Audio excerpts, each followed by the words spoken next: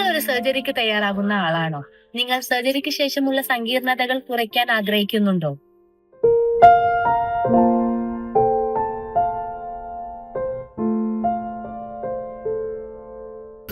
ഓരോരുത്തർക്കും അവരുടെ surgery plan ചെയ്തത് മുതൽ സർജറി ആവുന്നത് വരെയുള്ള ഏതാനും ഒരു 8-10 ദിവസങ്ങളാണ് പ്രീഹാബിലിറ്റേഷൻ ഫേസ് എന്ന് നമ്മൾ പറയുന്നത്. ഈ പ്രീഹാബിലിറ്റേഷൻ ഫേസിൽ ഓരോരുത്തരുടെയും വീക്ക്നെസ്, ഇപ്പൊ ചിലർക്ക് ഫിസിക്കലി അവർ വീക്ക് ആയിരിക്കും, ചിലർക്ക് മെന്റലി ആയിരിക്കും വീക്ക്നെസ് ഉണ്ടാവുക. അപ്പം ചിലർക്ക് ഭക്ഷണം കഴിക്കാനൊക്കെ ഭയങ്കര മടിയായിരിക്കും, ചിലർക്ക് ഭയങ്കര ക്ഷീണം, അങ്ങനെ പല പ്രശ്നങ്ങളും ഉണ്ടാവും.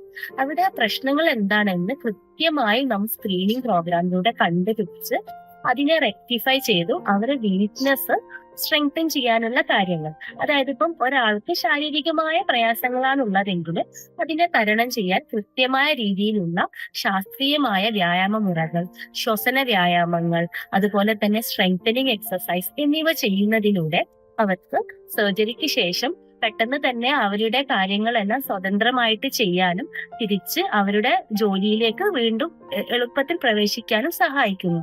അതുപോലെ ചിലർക്ക് ഭയങ്കര സ്ട്രെസ് ആയിരിക്കും.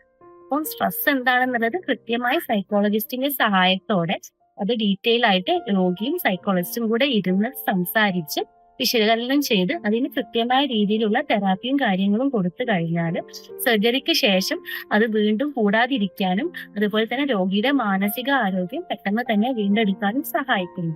അതുപോലെ തന്നെ മിക്ക പേർക്കുള്ള ഒരു പ്രശ്നമാണ് ഈ സർജറി കാര്യങ്ങളെല്ലാം വരുമ്പോൾ അവര് ഭക്ഷണം കൃത്യസമയത്ത് കഴിക്കില്ല. അവർക്ക് എന്തൊക്കെയാണ് പെട്ടെന്ന് റിക്കവറി ആവാൻ വേണ്ടി എന്തൊക്കെ ഭക്ഷണങ്ങളാണ് ഉൾപ്പെടുത്തേണ്ടത്, അങ്ങനെ പല സംശയങ്ങളും ഉണ്ടാവും.